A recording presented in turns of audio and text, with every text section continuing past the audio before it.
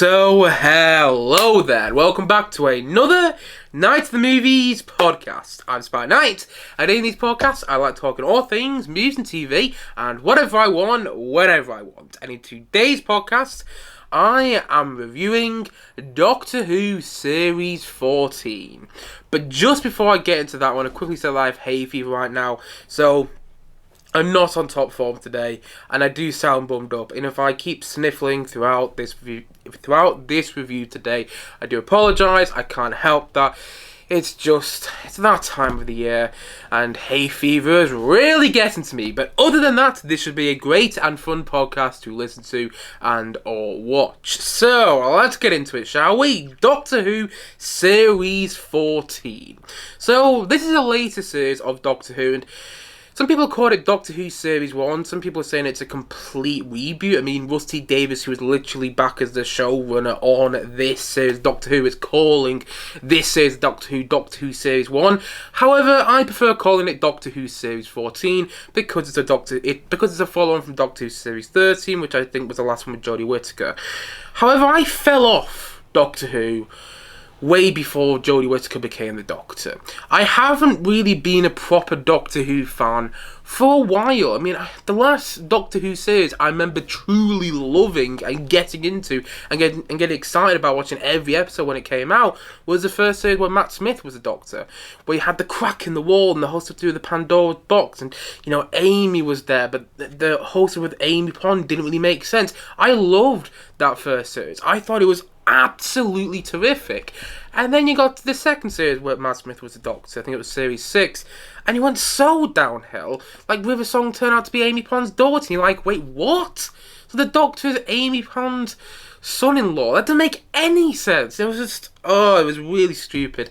And the more Matt Smith's era continued, the more I grew tired of the show. Not because Matt Smith is a Doctor. I thought he was great as a Doctor, and his performance as a Doctor has actually made me love him as an actor. He's become one of my favourite actors in recent years. But I did not think his era was particularly great. And I really fell off the show when Peter Capaldi became the Doctor. Again, not because of him, but I just thought the writing leaned too much into the sci-fi and became too rambling. You had to watch it felt like you had to watch every single episode of Doctor Who to understand the next one, during the Peter Capaldi era. And the Jodie Whittaker era I just thought was telly-written. She was not a bad Doctor. I stand by my thoughts on that. I thought she was a good Doctor. I just wish I was given better scripts. But I loved Doctor Who when David Tennant was the 10th Doctor. I mean, I started to get into it when Chris Wexton was the 9th Doctor, but it was only the 9th Doctor for about a series. And when David Tennant came into the mix, I remember just falling in love with the series. I'm literally counting down the minutes till we got the next episode of Doctor Who when it was releasing weekly, all the way back in like 2007 and 2008 when David Tennant was a Doctor, maybe even 2006 as well, now that I'm thinking about it. Yeah, it was a Doctor I think it was a Doctor up until the 1st of January 2010. So he was a Doctor for like 4 years, and that 4 years for me was like Doctor Who heaven. And I think not only because I loved David Tennant as a Doctor, it was also because I loved the writing from Russell T Davies. I think Russell T Davies is one of the best writers working in TV today because of his work on Doctor Who, because of his work on TV shows like Years and Years and It's a Sin, and also last year his work on the TV show Nolly, which I thought was excellent. And I don't care about soap operas at all, but I loved that TV series. I think Rusty Davies is such an incredible writer, and I absolutely adored when he was originally showrunning Doctor Who. And then when he stepped away from showrunning Doctor Who and Stephen Moffat came as a showrunner during the Matt Smith and Peter Capaldi eras, I fell off the show. But then, about a year ago now, at least it feels like a year ago now, it was announced that Rusty Davies was coming back to Doctor Who alongside David Tennant and Catherine Tate, the two people he worked alongside in the last series of Doctor Who that David Tennant did. I think it was Doctor Who Series 4. And when I heard he was coming back, I got so excited. And he came back originally to write all three 60th anniversary Doctor Who specials. And I thought those 60th anniversary specials, although not the best Doctor Who, were pretty damn enjoyable. I really loved watching them, and they made me get back into Doctor Who again. And then, in the third of the 60th anniversary specials, where we were introduced to Ncutti Gatwa, and that is how you pronounce his name, by the way. It's not Ncutti Gatwa, it's Ncutti Gatwa. I saw him say that on an Instagram post a couple of weeks back, when we were introduced to Ncutti Gatwa's 15th Doctor in the third of the 60th anniversary Doctor Who specials. I was locked in. I was like, I want to see more of him. I mean, I've loved Ncutti Gatwa ever since I saw him in the first series of Sex Education. He's the best character in Sex Education, especially in Series 4 when that series completely fell off the rails. But I've loved him ever since I saw him in Sex Education. And then when he was introduced as the 15th Doctor in the 6th anniversary specials, I was like, yes, he is going to rock in this role. So I was very excited to see his first episode of Doctor Who last Christmas. And I thought the Christmas episode, The Church on Ruby Road, was really enjoyable. Not the best Doctor Who Christmas special, and I think I did a quick, 2-minute review of that episode on this channel last Christmas. Last Christmas is the song came in my head, then the George Michael song. Anyway, don't know why I started singing a Christmas song there. It's the wrong time of the year. It's the summer. Going back into what I was saying. I enjoyed the Christmas special, The Church on Ruby Road, but I didn't love it. And I was hoping the rest of the series was going to get better. So I was very excited to see Doctor Who return. I was very excited to see Ncutti Gatwa's first series where he was the Doctor for the full series. And when the series began in May this year, about a month ago now, I was dead excited about it. Actually, it was over a month ago now. I was dead excited about watching it. And here's the thing about this series of Doctor Who. Like as what he said, I was so excited about it. I was so excited about seeing Ncutti Gatwa's first series. I really was interested in Millie Gibson as the companion Ruby Sunday from the Christmas special. And also, with Rusty Davies back at the helm, because he's back show-running Doctor Who, I was very, very excited about seeing it. And here are my honest thoughts on this series Doctor Who. On Doctor Who Series 14. I think this series is solid. I think it's really enjoyable, and it feels like Doctor Who to me again. It's made Doctor Who appointment TV to me once again, which I have been missing for so long. That being said, this series wasn't as good as I hoped it would be. Also, it wasn't as great as I hoped it would be. That's what I should have said there. It wasn't as great as I hoped it would be, because it's inconsistent in its quality, and it's only got 8 episodes, and if I'm not mistaken, this is the first series of Doctor Who since the show rebooted in 2005, where where it's not been a 10-episode series. It's only been an 8-episode series, and I think that loses something, because yes, you're only taking 2 episodes out of the series, but I think in those 2 episodes you can really, it allows the series, it allows the writers, and it allows us as the audience members to fully get attached to these characters, to get to know their stories and to see them on their travels. And that was something I really loved about the David Tennant era of Doctor Who, how much time they would take sometimes in these episodes to get to. Like, I remember the Scarecrow episode and when Martha was a companion. I remember how much time it was a 2-part of those episodes, the one with the Scarecrow. I remember how much time those episodes took. And you don't really get that in this series. It always feels like this series wants to get on to the next bit. Wants to go on to the next episode, wants to go on to the next monster. And then when you do get on to the next monster, it doesn't necessarily feel like you get enough time, because the episodes weren't all an hour long this series too. I don't think any of them were an hour long, which was a bit of a shock as well, because if I remember correctly, and I might be wrong, do correct me if I'm wrong, but during the David Tennant era, it felt, at least it felt like the episodes were an hour long. I'm not sure they were, but it felt like the episodes were an hour long, and here, the episodes aren't an hour long, and I think you do lose something in this series. I don't think you get enough time seeing the 15th Doctor with his new companion. So when they're having all these emotional moments, they're working to a degree, but they're not working as well as they could be working, because we haven't got to see loads of them.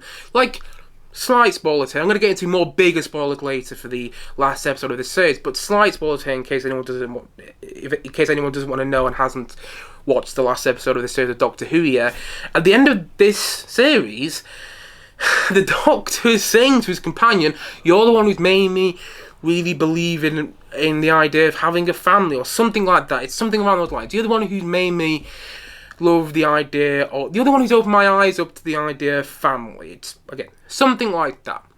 And I'm like, is she though? Because we have already seen her for like, what, under 7 hours before this. We don't really know much about their relationship, and I'd find it more believable if Donna was the one who opened up his eyes and opened up his mind to, having more of a family and exploring the world with more of a family and knowing that he has a family to go back to. I didn't feel that the final moments between the Doctor and Ruby Sunday, the main companion in this series of Doctor Who, in the final episode of this series of Doctor Who, were as good as they could have been. And I do think this series is inconsistent in its quality. There are some episodes which I think are some of the best Doctor Who episodes I have seen in a very, very long time. But there's also episodes where I'm just like, really? Because especially when this series is only 8 episodes long, which is annoying to say, but especially when the series is only 8 episodes long, each episode should be a banger. You know, you should be watching each episode going, yeah, I want to watch the next now. Yes, this feels like classic Doctor Who, and the worst episodes where I was watching it when it did feel like classic Doctor Who. I thought the penultimate episode, what was it called? The Legend of Ruby Sunday, although weirdly titled because I didn't get anything about the Legend of Ruby Sunday from that episode. Nevertheless, title aside, I thought the second to last episode of this series was brilliant. I was sat on the edge of my seat and I was like, yes, this is what I've been missing from Doctor Who, this build-up, all this mystery, and it's starting to unravel. There's something going on. Ooh, it's leaning to sci-fi. There's all this drama, all the main characters we met at the start of the series are getting involved and everything. I was like, yes! I loved the penultimate episode. I also loved the episode before that, called Rogue, which was like the Bridgerton-style episode. If you've seen the series, you know what I'm on about. I loved that episode because it felt like a modern day take on the Clockwork Orange episode. The Clockwork Orange, what am I saying? The Clockwork Man. Where did Clockwork Orange is a film, isn't it? My head's all over the place because of hay fever. It felt like a modern day take on the Clockwork Men episode from the David Tennant era of Doctor Who. And again, I thought that episode was wildly entertaining. I loved it. And you know what? I don't care what anybody says. I know I'm jumping around about here. I know I'm jumping around quite a bit here, but so what? I don't care what anybody says. I enjoyed the Space Babies episode of this series. I didn't think it was great, alright? But in my opinion, Doctor Who's always been a bit silly, being a bit wacky, being a bit far-fetched. Actually, there's been some episodes of Doctor Who I've loved which are very far-fetched. And guess what? The Space Babies episode was very far-fetched. And it was uncanny to watch. And I understand why people didn't like it, but I was watching the episode going, Rusty Davies is back! This has got the feel of Doctor Who which I've been missing. And I really liked the episode Dot and Bubble, and I can't remember if there's any other episodes of the series which I really... No, I think those were the main episodes. Those are the main episodes I really liked. I didn't really like Space Babies, but I enjoyed it. I enjoyed Space Babies. I really enjoyed Dot and Bubble. I enjoyed Rogue quite a lot. I enjoyed The Legend of Ruby Sunday quite a lot. So, I enjoyed 4 of the episodes of this series. I was another one. It must have been another one I enjoyed. I enjoyed the Christmas special as well. I suppose you would count that as part of this series. Let's see if there's another one. 73 yards! How could I forget about 73 yards? That was one of my favourite episodes of Doctor Who as well. I loved 73 yards. I was watching that episode and I was so hooked into the writing and into the story and how everything was developing. I thought that episode, 73 yards, again, I understand it wasn't for everybody. I thought that episode that was genius. I loved 73 yards. So yeah, at the very least, I enjoyed 5 episodes of this 8 episode series. 6 if you count the Christmas special, which I also did like.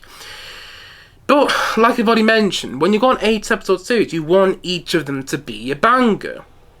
And I'm not sure if the other episodes I haven't mentioned were. The Devil's Chord was a huge missed opportunity in my opinion.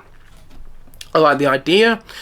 I like the idea of this god maestro taking music away from everybody. If I remember that's what the villain was trying to do correctly. Yeah, I liked the idea behind that episode, and it had its moments. I thought the moment where Ruby played piano in that episode was great. But that episode had the Beatles in. And in case you can't tell, I'm a huge Beatles fan. And I felt they were misused in that episode. And I get the Beatles weren't the main point of that episode. Before people start coming out at me, I get the Beatles weren't the main point of that episode. But if you're going to have the Beatles in an episode of Doctor Who, you better bloody use them well. And I don't think the episode did use them well. And I was left underwhelmed by that episode. I thought it was okay at best. There was some enjoyable moments. There was some good costume design here and there. And I like the energy of that episode. That's something that I think is consistently good about the series. There is always energy in every single episode. Something I've been missing from Doctor Who. And something I'll talk about a bit later again in this review. But I remember finishing The Devil's Chord thinking, you had the Beatles and Doctor Who and that's what you did with them? Not what I would have done with them, The episode was underwhelming for a Beatles fan, And maybe it's just because I'm a huge Beatles fan. But it was still underwhelming, And the episode Boom, written by Stephen Moffat, I was not a fan of. Everybody was raving about the episode, and I was a bit late to watch it. I think I watched it the day after it came out because I was busy the day it came out. And I watched the episode, and I thought it was meh. I was like, the episode went on a bit. It was mainly set in one location, and for a series which feels big budget, Disney is behind this series now, and you can tell the budget and the production value is higher on this series of Doctor Who. For a series that had such a great production value, you'd watch whichever episode it was, the episode titled Boom, and you'd think the budget is all the way back to what it used to be when David Tennant was a Doctor, or where Chris Ferguson was a Doctor. The budget there was a bit... The episode just felt small budget to me, and I don't mind bottle episodes. That's, episodes which are only set in one location, or mainly only set in one location. But that episode, I didn't feel was the best written, which is odd to say because Stephen Moffat, who is a good writer, I don't think he's a good showrunner. I don't think he did a good job showrunning the Matt Smith and Pete Capaldi eras of Doctor Who, but I do think he's a good writer because he worked on the BBC Sherlock series, which is one of my favourite series of all time. So it was a bit odd to watch the episode, and I was like, okay, it's written by Stephen Moffat. It's going to be a great episode because I know he's a great writer, not a good showrunner in my opinion, but a great writer. And I was watching that episode, I was like, why am I not more into this? Why is the writing really not work with me? Why do I not care about what's going on? Or why do I just feel this episode rambling on and on and on? Yeah, Boom didn't really work for me, and I really wish it did. And honestly, I think the biggest reason it didn't work for me was that the Doctor steps in a mine at the start of the episode, and I'm like, well, clearly you're not going to kill the Doctor. Clearly he's going to get off this mine. Why can we not just skip to the bit where he gets off the mine, okay? But the whole episode is about him trying to get off this mine and survive. At least it felt like that's what the whole episode was about. And the episode didn't work for me. Maybe I need to go back and rewatch it, and maybe I'll have a great appreciation for it as time goes on. But I didn't think it was as great as everybody said. I didn't love the last episode either. And I think a lot of people are being left disappointed by the final episode of this series, and I really get it. And it's, I'm disappointed. You can tell how underwhelmed and disappointed I am by the final episode because I wanted this series to go out with a bang. I really wanted it to go out with a bang. I remember that when Rusty Davies was showing him Doctor Who back in the day with David Tennant. Maybe this is nostalgia speaking, but still, I remember watching that first series with David Tennant as a Doctor, and the last two episodes of that first series where Rose was his companion, you had the Daleks and the Cybermen together, and I was like, wow! And I remember watching the second series where David Tennant was a Doctor, and he got to the finale, and the Master came back, and he was played by John Sim, and he was dancing to Scissor Sisters, and I was like, wow! And then he got to the third series where the Doctor was travelling with Donna, and the end of that series, if I remember correctly, all the Daleks came, and you had like all these race of Daleks come together to kill the Doctor and destroy the unit or destroy Earth. And you had all the companions who travelled with David Tennant's Doctor or met David Tennant's Doctor all come together, and I was like, wow! And they got to the very end of David Tennant's era, and the Master came back, and Timothy Dalton was the leader of Gallifrey or something like that. And those last two episodes just made me think, you've guessed it already, wow! And all those finales were written by Rusty Davies. And I was thinking, Rusty Davies has written so many great finales in the past. Also the finale to the Chris Eccleston era, which he wrote, which I thought was really great. I thought, oh, he's going to pull out the bag here, because I know he has done so many fantastic Doctor Who finales in the past. And I watched the episode and I'm like, really? Is that it? So, okay, and spoiler here, in case you haven't seen the series of Doctor Who. Ruby's mother turned out to be a random person, this nurse who left a baby on the church doorstep on Christmas Eve 2004. Got nothing wrong with her being a normal person, actually. I think that could have been done. I think the idea behind that is fine. But what doesn't make sense to me is it's Ruby's mother is this normal person, yet we keep seeing in this flashback throughout the whole of this series that Ruby's mother is in this black cloak that looks like something off The Traitors when she drops off baby Ruby Sunday. And she points in this very theatrical way, almost like the evil queen. Yes, evil queen in Snow White. And she points at the sign, and I'm like, oh, she's gonna be this big character. I was thinking throughout the series, maybe she's gonna be with a song. Maybe she's gonna be Rose or something. You know, Rose from the David Tennant era. And of course, that was just on me theorising, and I wasn't expecting that. But I was expecting there to be more of a link with the Doctor in the reveal of who Ruby's mother was, because of the way it was built up, because of the way Ruby's mother looked. But it wasn't. Ruby's mother was just a normal person. And again, I'm fine with that idea on paper, but you built it up in such a way that it wasn't going to be a normal person. And the way, like, no one was there as well. The whole point, I thought, was Ruby's mother left her at the church doorstep and pointed at the Ruby Road sign, and I thought the whole point was no one else was about. No one else had seen that apart from the Doctor. But the Doctor didn't name Ruby. And I was like, what? This doesn't really add up. And I felt that the scene where you saw Ruby reunite with her mother in the final episode was really, I mean, talk about cringe. It was quite painful to watch, because I didn't feel it felt real. It felt like something out of a Hallmark Christmas movie, you know, a Channel 5 Christmas film. I like, really, this is how Ruby's reuniting with her mother? I think it would have worked better. If you've seen the final episode of this series, Doctor Who, you know what I'm going on about here. If you haven't, you probably won't have a clue what I'm going on about. But I thought it would have worked better if Ruby, if we just saw her walk into the coffee shop where her mother was, then it cuts to the conversation between Ruby and the Doctor at the end of the series. But instead we get this moment where, like, Ruby's ordering a coffee and the coffee barista's like, we've got a coffee for Ruby! And the Ruby's mother sees her and says, Ruby? It's like, I mean, that's not how the scene plays out, but it's something like that. I'm sitting there going, really? This is how we're resolving that storyline? I don't know. Maybe it isn't resolved.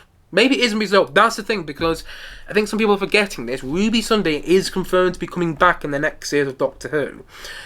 Rusty Davies, who's still kind of on the show and into the next series, has confirmed that she's going to be back. That does make me think that perhaps there's more to the mother storyline than we know. Perhaps the mother is an Auton, if anyone remembers that villain from Doctor Who. Perhaps the mother has been created by the Master or created by the Daleks or something, and it's going to be a bigger thing going forward. I don't know. But I do have a feeling that perhaps we haven't heard the last of the story of Ruby Sunday. And I know the final moments of the final episode of this series of Doctor Who did kind of they just blatantly say, we see Mrs. Flood come onto the camera and she says, "Oh, and the story of Ruby Sunday is over," and she has a happy ending, and she says something like that, and I was like, but does she though? Because if she's coming back, don't just bring her back for the sake of it. Actually, give her something to do, and I have faith in Rusty Davies that he's going to give her something to do when she comes back in the next series. But I just wonder what, and I'm thinking that perhaps there is more to who Ruby's mother is and we've been let on. But I didn't feel the reveal was particularly great in this series. And also, if you're going to say that Ruby's mother is a nurse, show her as a struggling nurse, like most nurses are in the UK right now. What I would have done, okay, keep the idea that Ruby's mother was a normal person and is this nurse now. I would have had her coming out of an NHS building, having just lost somebody, emotionally wrecked, and then she sees Ruby, and Ruby gives her life again. I would have had that instead, but what we got was Ruby's mother's apparently a nurse, but she has enough time to go and get coffee whenever she feels like it, and we meet her at a coffee place. At least it looked like a coffee place. I'm not sure where it was, but you get the point I'm making. It's like, really? That's how they're reuniting? I felt it could have been more emotionally engaging and not as mushy as it ended up being. In the last episode, I mean, the stakes weren't there. When everybody turned to sand, it was like, oh right, so they're doing the Avengers Infinity War thing when everyone turned to dust at the end of that movie. But I remember watching Infinity War and thinking, you know, oh, well, they're all going to come back in the next movie. And then they did. In Avengers Endgame, they all came back. And everybody was like, whoa! And I'm like, guys, we knew this was going to happen. And so when you see Kate Lethbridge Stewart, you know, turn to dust in the last episode of Doctor Who, I'm like, why? I was watching this with my mum and she went, oh, they've killed off Kate. I'm like, no, they haven't. They clearly haven't. The way they're killing off these characters, they're clearly all going to come back. Probably by the end of this episode, because it's the final episode of the series. And I really felt like if the last episode was 2 episodes, it would have been so much better. Like, when John Simmons, when the Master came back, during the David Tennant era, you had one episode where Dave Jacobi was playing the Master, but he didn't know he was a Master. And then at the end of that episode, he realised he's a Master. Then he regenerates into John Sims Master, and then you get 2 episodes where John Sims is a Master, and you really get to see his power. You really get to see how he's trying to take down the Doctor and how Martha is trying to save the day. You get so much time. Again, it's a whole thing with time. This series feels like it's trying to get to the next bit every single, not every single episode, but it always feels like it's pushing forward, and it doesn't have enough breathing space, in my opinion. Wasn't that episode I was talking about, the Master in the David Tennant era? It felt like we were existing in this world where the Master was taking over, and he was the Prime Minister. That's one of the reasons those are some of my favourite episodes of Doctor Who, because I thought they were brilliant at showing that. And I wanted to really see the wrath of Zutek, if that's how you pronounce the character's name. Is it Zutek or Sutek? Whatever. Whatever his name is. Okay, Sutek I think it is.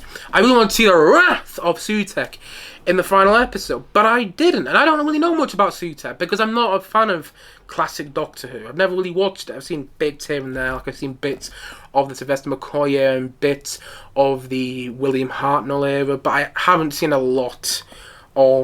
I haven't seen really any of the classic era of Doctor Who.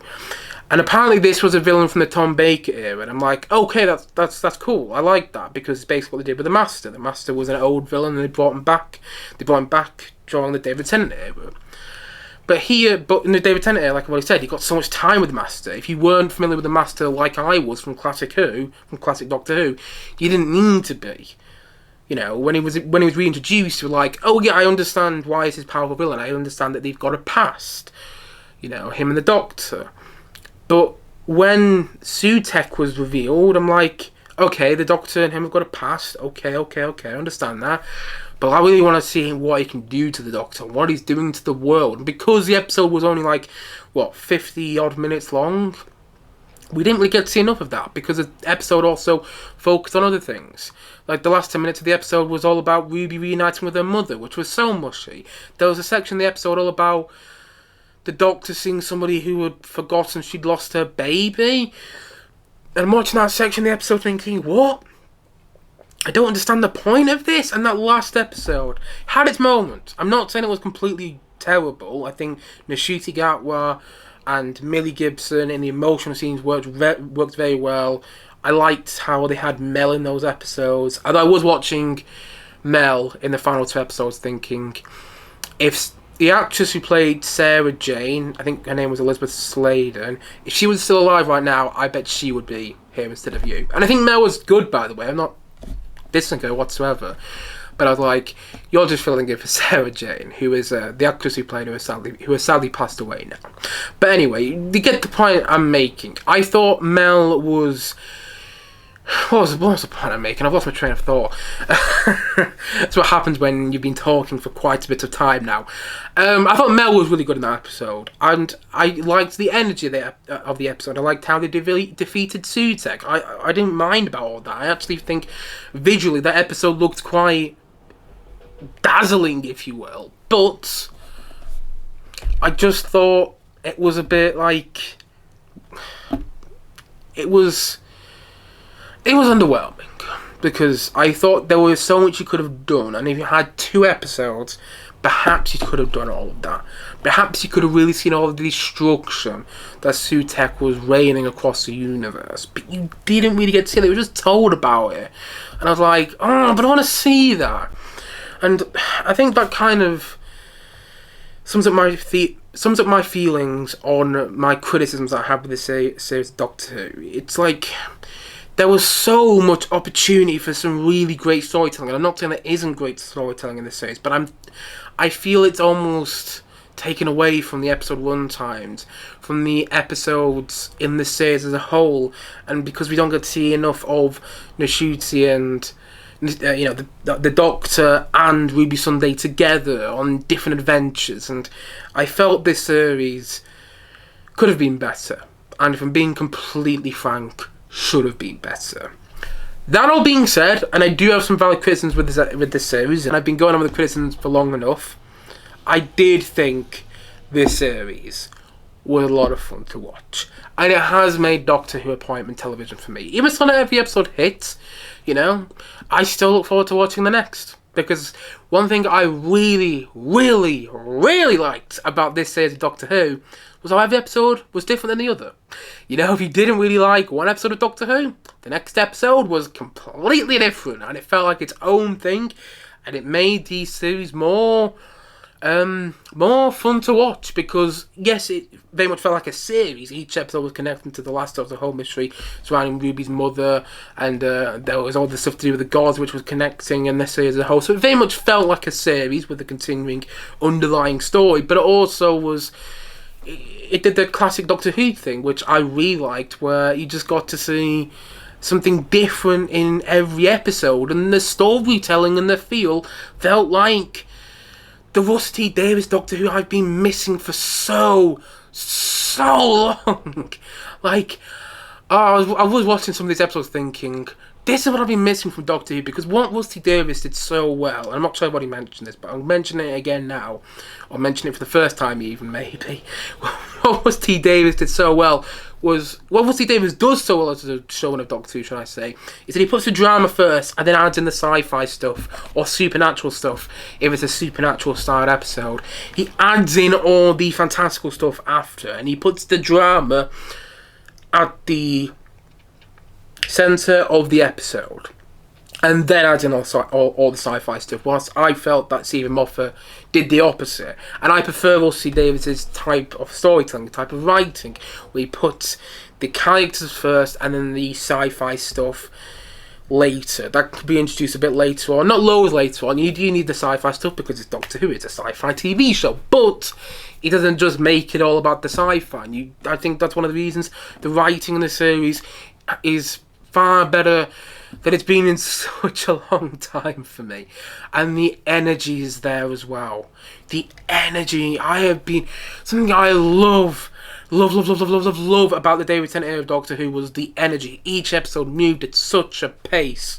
Even the episode Midnight, where it all takes place in one location, and it's just between like a group of 7 characters or something. The episode moves at such a pace that you're almost trying to catch your breath as it's going on. And that was the same with every episode of the David Tennant era. And I felt that was lost as you went further into the Matt Smith era, and particularly the Peter Capaldi era, and especially the Jodie Whittaker era, where they just focus on the wrong thing over and over again. But here, the episodes would move at a pace, and even if things didn't totally make sense, it didn't matter, because the episodes were like moving at a fast pace, and they had this energy to them. And I think a lot of that was down to Ncutti Gatwa as a 15th Doctor, who is brilliant in this series. I don't understand why people don't like him in the series. Actually, no, I do understand it. There's this thing called racism. Also, homophobia, because he's our first openly LGBTQ Doctor. Our first openly LGBTQ actor to play the Doctor. And I think people just hate on the Doctor because he's played by a gay, black, Rwandan immigrant. Should really be ashamed. I'm sorry.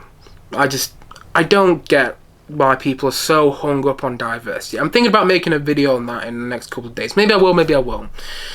But I'm thinking about making a video how I'm sick of all this talk about wokeness. I'm just sick of wokeism, whatever you want to call it. I'm just sick of all of it. I'm sick of all these people criticising things like Doctor Who for being too diverse. What does that mean? Doesn't mean anything. Guess what? The world is diverse. If you go outside, there's going to be people of all different ethnicities, people who, of all different genders, people who, who might not be straight when you go outside. And that's okay. Why can't our TV and why can't our film represent that? Alright? I'm just sick of it. And I think Ncutti Gatwa as a 15th Doctor is fantastic. And I don't think he's getting quite the love he deserves because of bigots who are obsessed with trying to take minorities down. If you are one of those bigots, go away and get a life. Anyway, get the point I'm making. I thought Ncutti Gatwa was brilliant as a 15th Doctor. I also really liked Millie Gibson as Ruby Sunday. Although, I was watching this series and thinking, I think this series wants me to be more in love with the character Ruby Sunday than I actually am. I didn't gravitate to that character. I think I said in my quick 2-minute review of the Christmas special that I did on Christmas Day last year that I'm going to wait to see how I feel about the character Ruby Sunday. Now that the series has finished, I'm okay with saying that I didn't love that character. And I really wish I did. And I kind of feel the same way about Ruby Sunday as I did about Rose Tyler. I've never been one of those people who loved Rose Tyler as a companion. I thought she was a good companion. I thought she was good. And every time Billie Piper showed up on screen playing that character, I thought she was awesome. But I never really loved what they did with that character. I've got to be completely honest. And it's kind of ironic that, that was a blonde companion on the David Tennant era. And it's a blonde companion again here, joining the Ncutti Gatwa era. And it's like, written by the same writer, written by the same showrunner, and it's like I want to love this character, and I feel like the series wants me to love this character more than I actually do. But I didn't feel that the character of Ruby Sunday was particularly a great one, and she didn't stick with me. And if I'm being completely honest, what's the point of me doing these reviews if I wasn't being completely honest? If she didn't show up in the next series of Doctor Who, I wouldn't be heartbroken. That being said, I also think there's a chance that the next series of Doctor Who is going to make me like this series even more. That's something Rusty Davies has a knack of doing. Like, if you go back and rewatch the entire David Tennant era of Doctor Who, I think it works so much better now where you know it's all leading. All the stuff with Bad Wolf, all the stuff with... If anyone's seen Doctor Who from the David Tennant era, you know what I mean there. The drumming, all that stuff, and how David Tennant's Doctor was always kept running, and how that kind of tied up in the 60th anniversary specials. I think when you go back and watch the David Tennant era now, it all is better because you know what's going. And I think in about 10 years' time, when Ncutti Gatwa is no longer the Doctor, and granted we get to see his whole era of Doctor Who, I've got a feeling I'll feel the same. I mean, I really hope I will. Because Russell T Davies, he's one of those writers that has the power of making something that wasn't so great. And I'm not saying the series wasn't so great. I did think the series was really, really fun to watch. And a solid series overall. But I've got a feeling that in the future he's going to make this series even better than it is now. He's going to make the second series he's going to make us... Well, not make us, that sounds quite forceful. He's going to let us appreciate the first series more. He's going to do things in the second series that makes us go, oh, I missed this from the first series, perhaps. And if he goes on to write a third series or fourth series with Ncutti Gatwa as the Doctor, or Ncutti Gatwa as the Doctor, should I say, I feel he's going to do that even more. You get the point I'm making. I've got a feeling that going forward, Russell T Davies, because he's still the showrunner, is going to make me appreciate this era of Doctor Who the more it goes on. That's what happened with the David Tennant era. I didn't love David Tennant at the start. And now he's my favourite Doctor, and I think he'll always be my favourite Doctor because he's the Doctor I grew up with. It's a whole Bond thing. Your favourite James Bond is a James Bond you grew up with. And your favourite Doctor is a Doctor Who. Your favourite Doctor Who is a Doctor you grew up with. And for me, it'll always be David Tennant then. But if Ncutti Gatwa's era gets better and better, which I have faith it will, he might become my second favourite Doctor.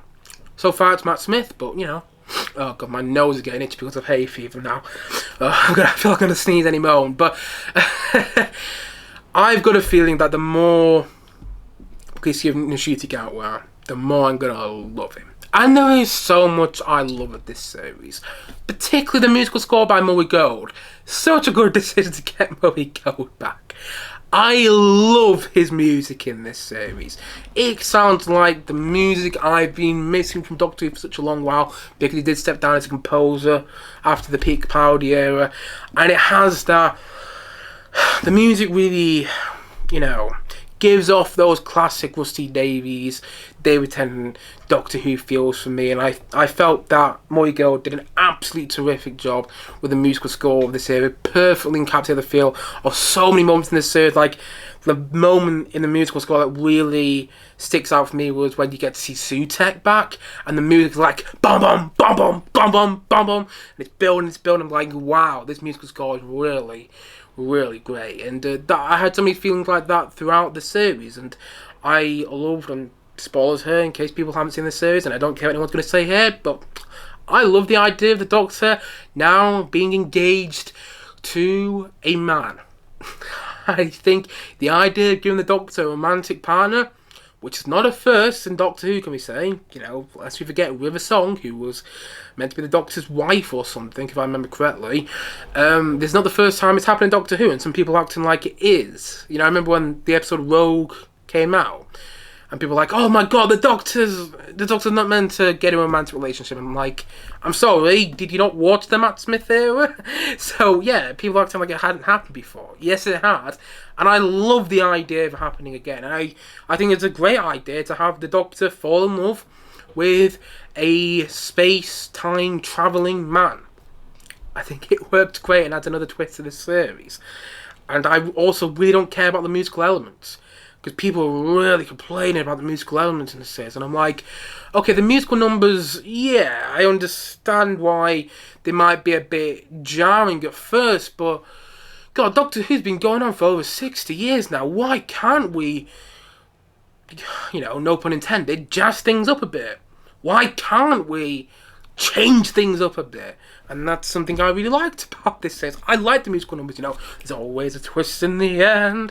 There's always a twist in the end. That was from the Devil's Chord episode, but my favourite part of the episode. So I don't care about the musical elements. And also, there hasn't been loads of musical elements in this series. People have been complaining about the musical elements like there's been so many musical elements, but no, there really hasn't been. There really hasn't been that many musical numbers. That's what I'm trying to say here. People have been complaining about the musical numbers. I don't really get it, and I actually like the musical numbers because it adds a new and fresh twist onto Doctor Who, which I think was needed. And the production quality is brilliant as well. I love how this feels like it has the same production quality as like a Disney Plus Star Wars TV show. In fact, a little better than some Disney Plus Star Wars TV shows in recent years. It feels like they were given a budget with this series of Doctor Who, and Rusty Davies went, right, we're going to use every single last penny of this budget. And you know what? They did that. You can tell it when you watch it on screen. Not in the episode Boom, granted, but you can tell in every other episode. And yeah, I am really happy that I enjoyed this series of Doctor Who. Sure, do I think it could have been better? Absolutely. And was I disappointed by it? I'd be lying if I can't speak again. I'd be lying if I said I wouldn't. And should every episode been a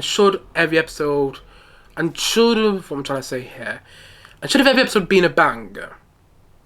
Yes. And should the series have ended on a better climax?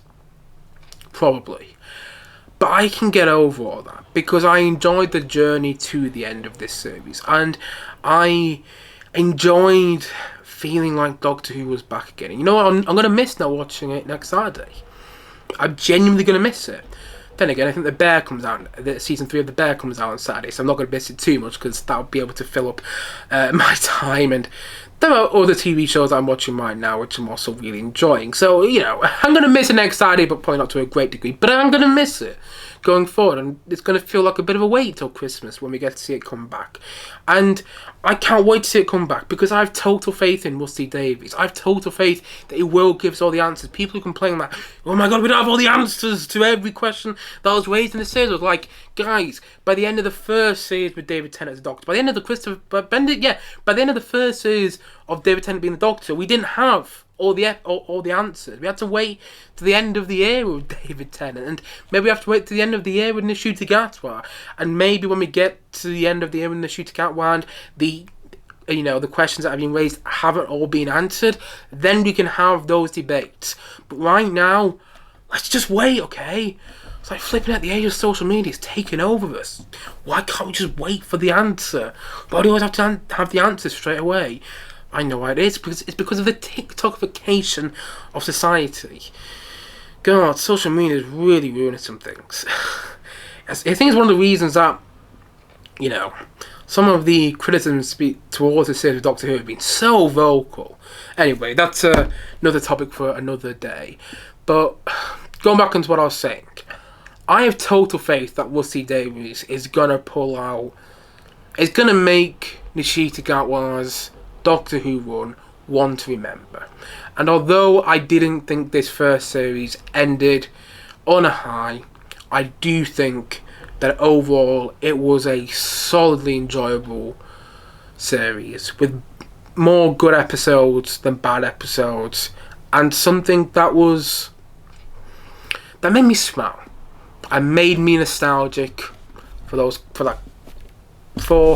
times when I was much younger and experienced Doctor Who in a way which made my life better. And you know what? Yeah, this series, it made me enjoy Doctor Who again, which I haven't really in such a long time. Now, I'm hoping the second series of Ncutti Gatwa makes me love Doctor Who again. But only time will tell. But for now, I'm going to say that Doctor Who Series 14 or Doctor Who Series 1, whatever you want to call it, I'm going to say that it's a 7.5 out of 10. I'm giving this series a 7.5 out of 10 because that's what I give anything I just think is solid. Just good. Maybe not great, but just good. And I didn't think the series was just good, actually. I thought it was really good. Let's say that. I wish it was great, but, you don't get everything in life. I have been rambling on about this series for way too long, but I'm happy to be a Doctor Who fan again. I'm not going to say I'm a big fan of Doctor Who yet, and hopefully I will be by the end of the second series, but again, only time will tell.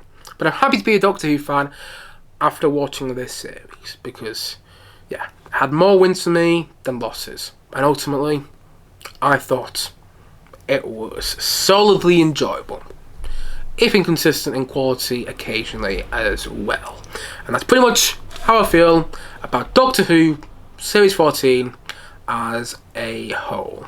And so, all in all, as I've already said, I'm going to say once more in this podcast today, Doctor Who Series 14 is a 7.5 out of 10 from me. Wait a sec, gotta get it. There we go. Simon helmet. Oh, barely feel my head anymore. Hey, there we go. I don't know how well you can hear me.